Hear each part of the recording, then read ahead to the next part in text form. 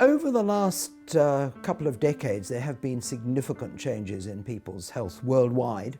Previously, there were an awful lot of people dying from infectious diseases, from diseases of malnutrition, of undernutrition. Those diseases have not gone away, but what has happened more recently is that so-called non-communicable diseases have been on the increase worldwide. And by non-communicable diseases, I'm referring to obesity, diabetes, heart disease, and some cancers, all of which are very closely linked to people's lifestyles.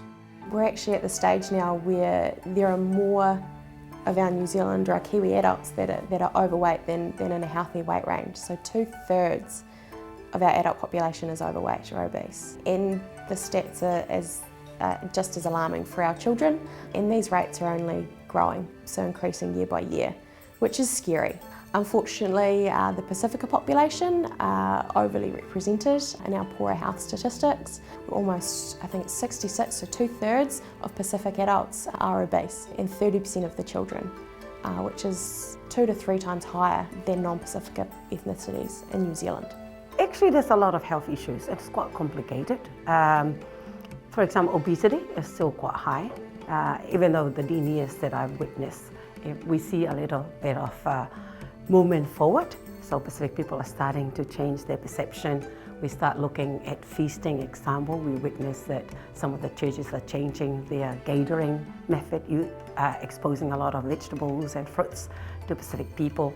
Some people are cutting down. We still have a long way to go.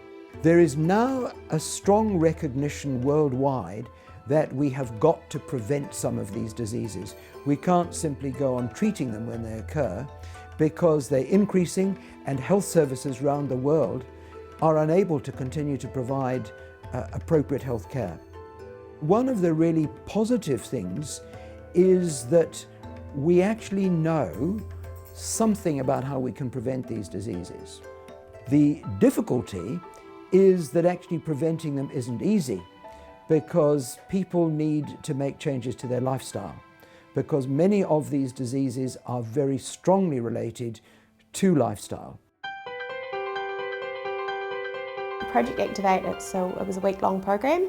It's science-based. It ran during the school holidays and coincided with the New Zealand International Science Festival held in Dunedin.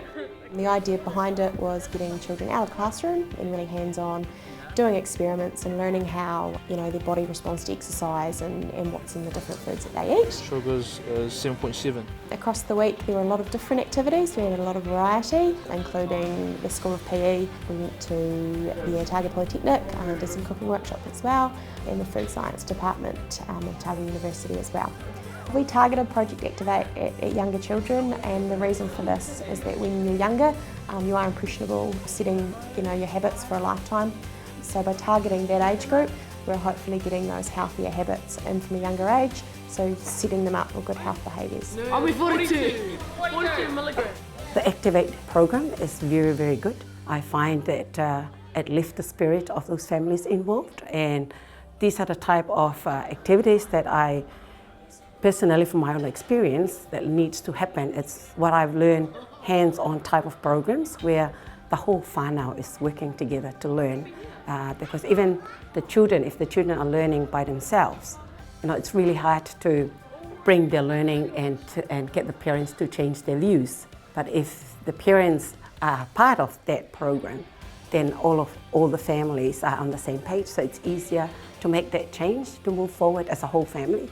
You can't just teach different parts of the family, the whole whānau needs to be engaged.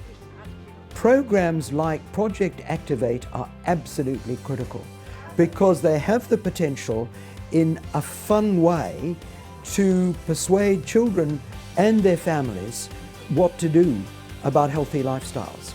And it seems to work. But you need committed people. And I think what things like Project Activate can do is to kind of just stimulate the awareness. My favourite part was cooking, because I haven't cooked it. I don't cook that much at home, so yeah, I like cooking. Yeah. saturated fats are bad and unsaturated fats are good. And I go shopping with my mum to look at the labels and to read which is the healthiest and not. So yeah. About heart rate and healthy eating. How to stay healthy and stuff. The harder you work, the more times your heart beats. I think that this project was really good and it was fun. Yeah. I learned heaps from it. Getting ready for the next day, you just gotta eat good food, nice, good, just like fibre, all that stuff. That's why we have healthy food.